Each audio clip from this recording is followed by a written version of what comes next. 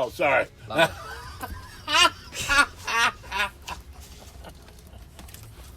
Okay. it. Okay, how old are you? I am 19 years of age. No, I am 56 years of age. What's your job? What's my job? So, my job is,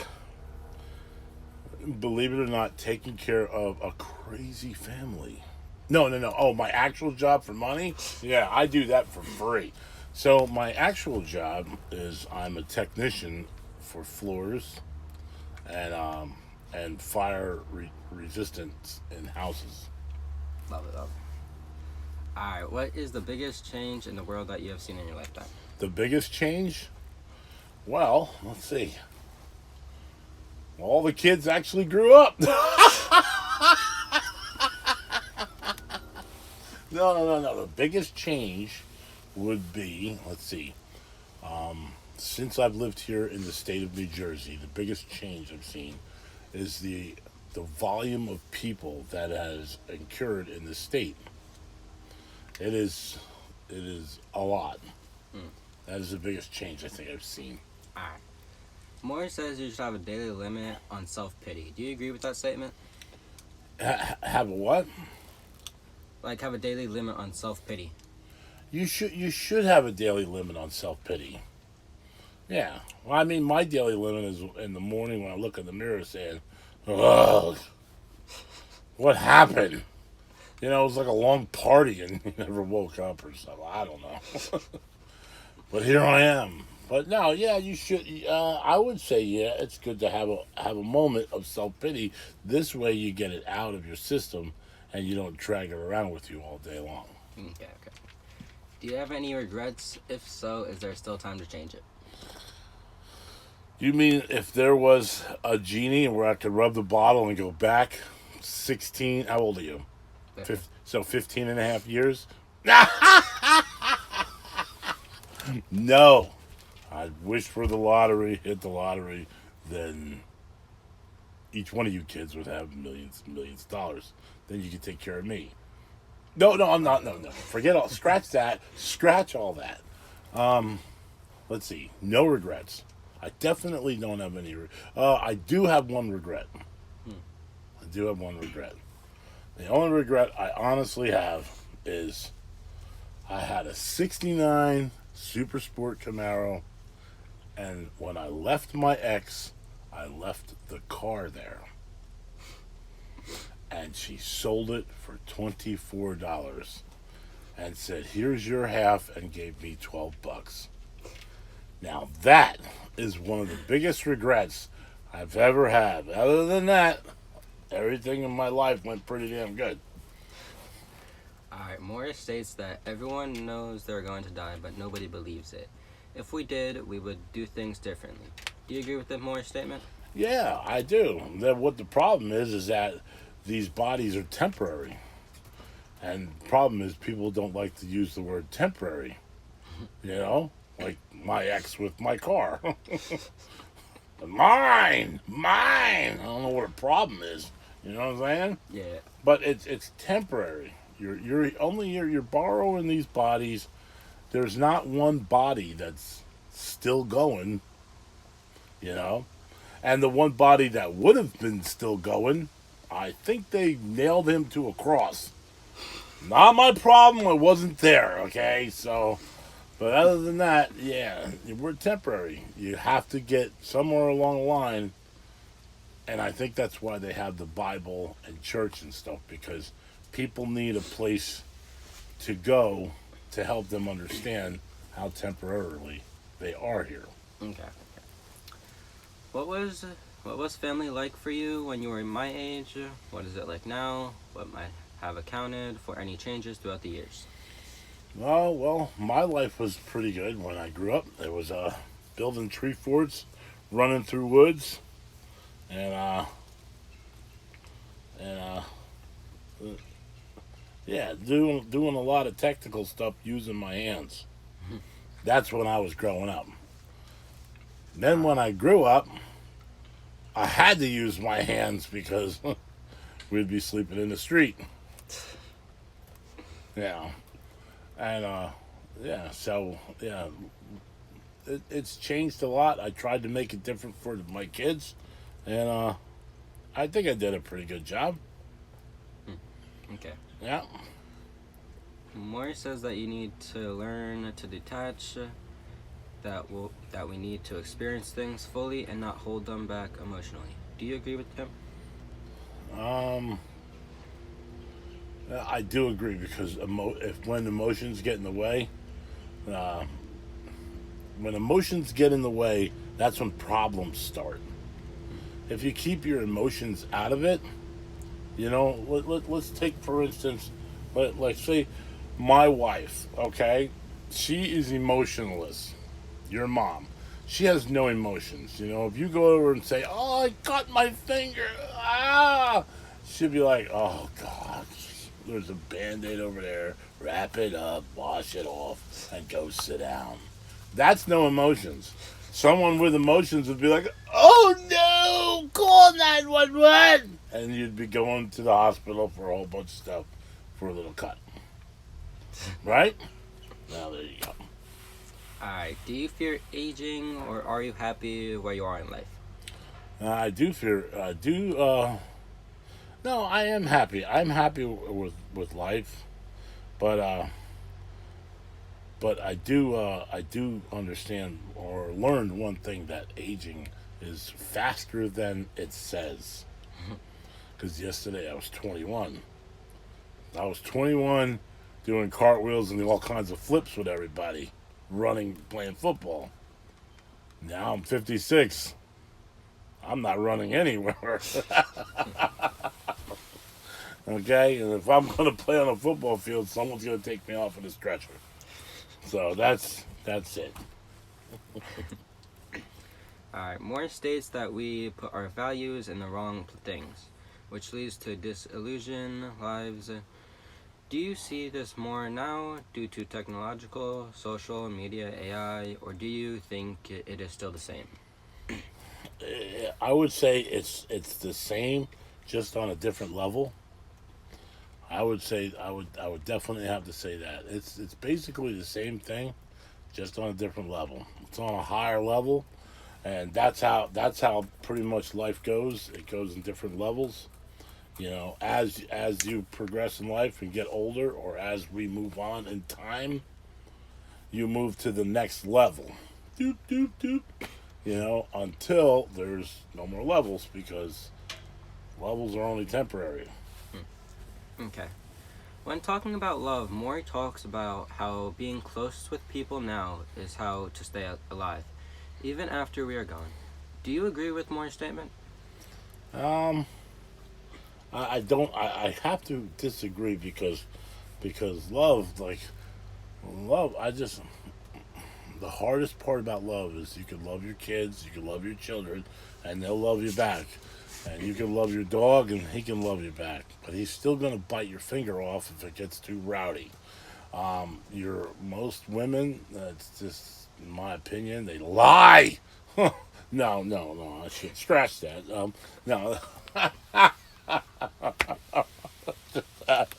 they just lie.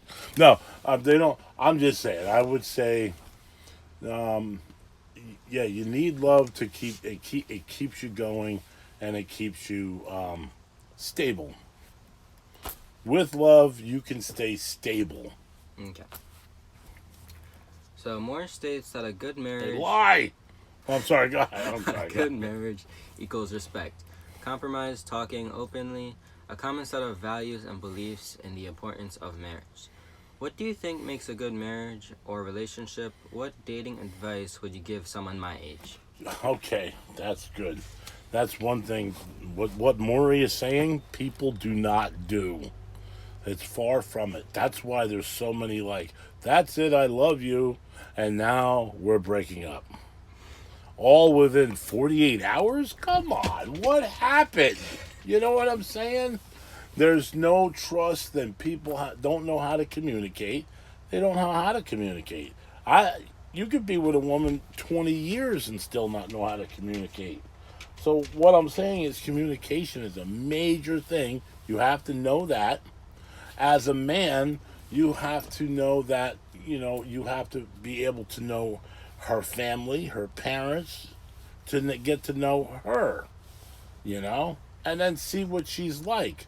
As a daughter, my daughters, you know, men lie. They just lie like friggin' rugs. But I'm just saying, you have to communication. If you don't have communication, you cannot have relationship. If you do not have some sort of knowing who each other is, it's not going to work. And that's the hard part today than it was yesterday. It was a lot easier yet. I think it was a lot easier yesterday because people had one thing in their mind. They took care of their family. They loved their spouse. They had no problem speaking their mind, and they just went about their business. Slowly, we just ran off with that. You know, and I don't know where it went wrong. Alright, so when Maury talks about culture, he talks about how we think and what we value. How is the way we think today and the things that we value different from when you were my age? So today we, as we're older, you learn to value things a lot more. Like we have this 29-foot camper, and it has all the amenities in it. If this was back in the day, this thing, I would have dragged it out in the middle of the woods. I would have had my friend's party in it, and it would have lasted about 6 months. Then it would have probably burnt down to the ground. You know what I mean?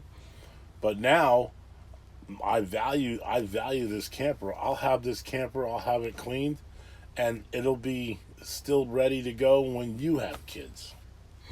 That's the difference. I value things now tremendously, a whole lot different tremendously than I did then. Okay, Moore says in life, make peace with yourself and those around you. Do you agree with him? Yes, I do agree, but that is one of the hardest things to do. Because people will say things, will make up things, and believe the stuff that they say.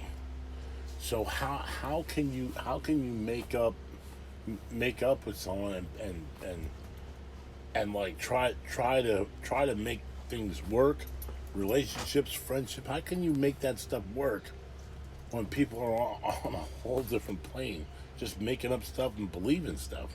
It's very hard to do. Not easy. Not easy, Maury.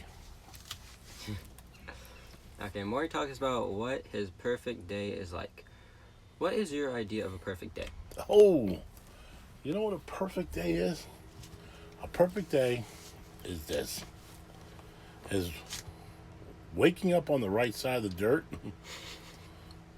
That means on top of the dirt. Okay.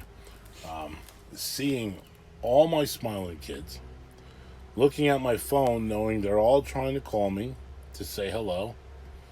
And the dog not trying to bite me and actually off my bed.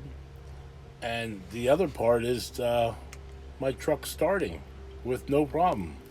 That's almost like a perfect day, and it didn't even start yet. But yeah, that would be a perfect day. My whole family and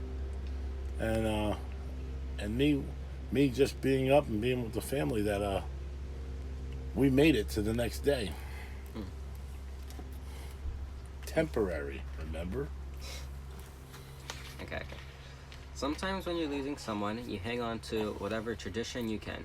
What traditions have you continued from a loved one, and do you hope that this tradition will continue in your own children and grandchildren? Well,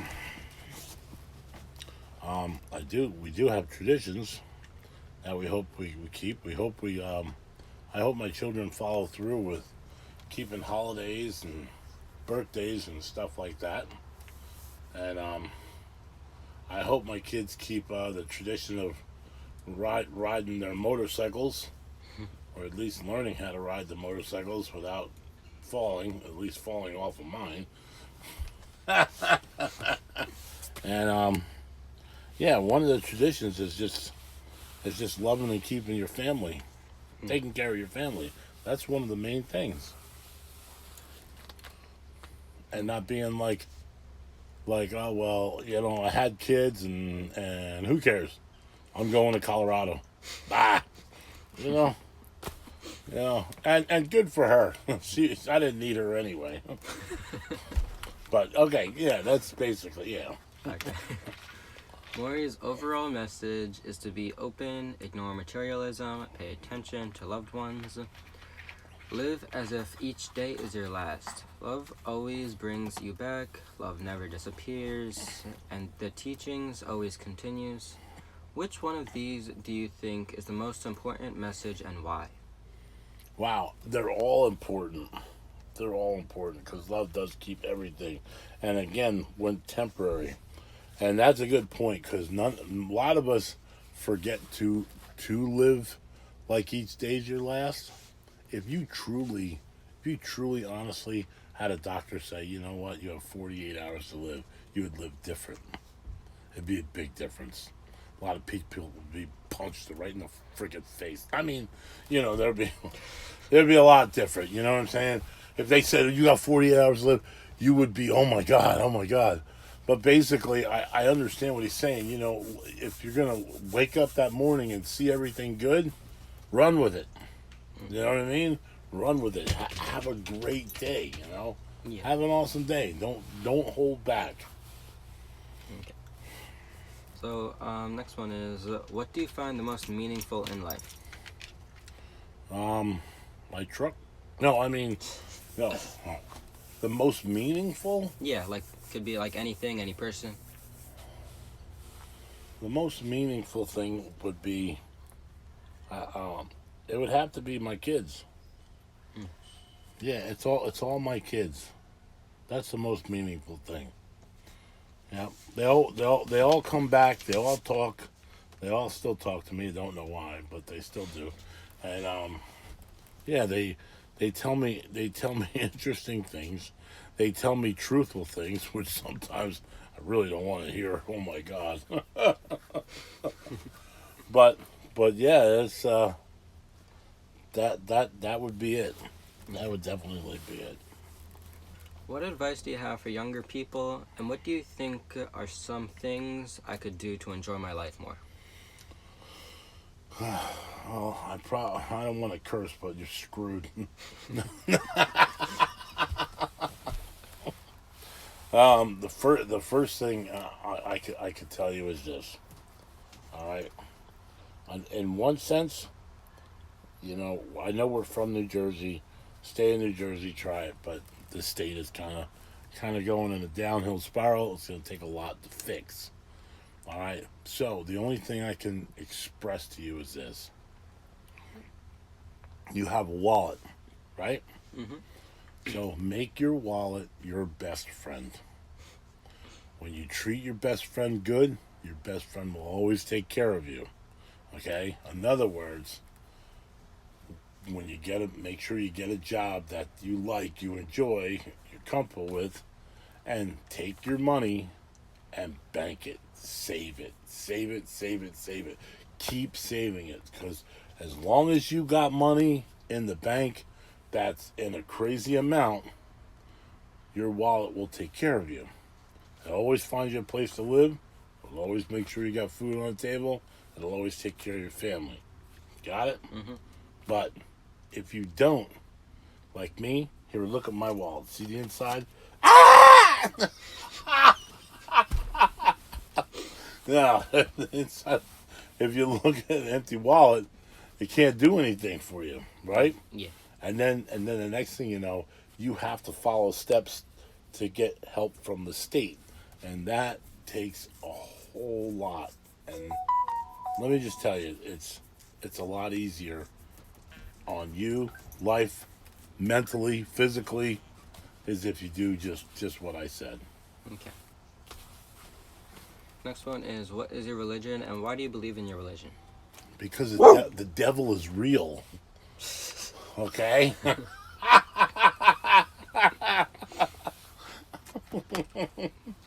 I've seen him on 8 different occasions. He made me do it. No, my religion would be I would be I guess a Christian. I believe that Jesus is perfect. I also believe they nailed him to a freaking board because he said he was perfect. So I'm not perfect. Please don't nail me. You know, and I believe that I don't know about the Messiah coming back to I won't be here. I'm on a temporary skid. You know. Mm-hmm. But yeah, I believe there's another force out there that yeah, you believe in God and you could say prayers and he'll watch over you and stuff like that. I do believe that. Okay. What are some of your biggest regrets in life? Have you moved past them, or would you change the past? Oh, that's a tough one. I really don't have too many regrets. If I do, I know I already moved past them because I don't even think about them. But I don't think I have too many regrets. You know, and if I could change the past, the only thing I would change in my past would be I would ask for a better financial role, so I could take care of my kids just on a different level. Most people say it doesn't matter whether you have $100 or $100,000. People live on it's the same level, just on a different plane. Okay. You know, so my kids might be going through the same nonsense. If I had 100,000, I don't know. I don't have 100,000. But if that was the case, that would be the only thing I would ask for. Okay. Mitch always worries about his accomplishments. What would you say are some of your biggest achievements in life? Ooh, so my biggest achievements in life is the fact that I did martial arts. I went through stage 1.